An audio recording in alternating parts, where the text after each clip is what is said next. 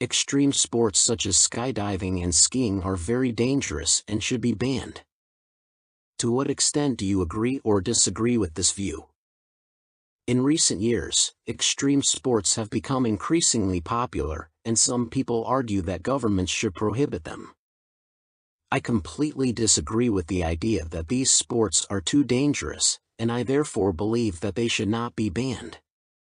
In my opinion, so-called extreme sports are not as dangerous as many people think. All sports involve some element of risk, and there should always be clear regulations and safety procedures to reduce the possibility of accidents. People who take part in extreme sports are usually required to undergo appropriate training so that the dangers are minimized. For example, anyone who wants to try skydiving will need to sign up for lessons with a registered club, and beginners are not allowed to dive solo. They must be accompanied by an experienced professional. Finally, the protective equipment and technology used in sports from motor racing to mountain climbing is constantly improving safety.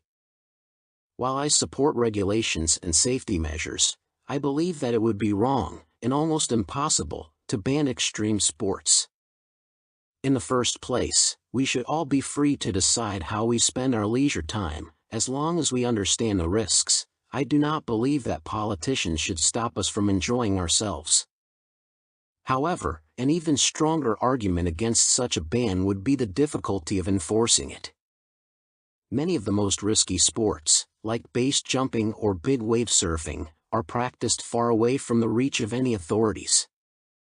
I cannot imagine the police being called to stop people from parachuting off a mountain face or surfing on an isolated beach.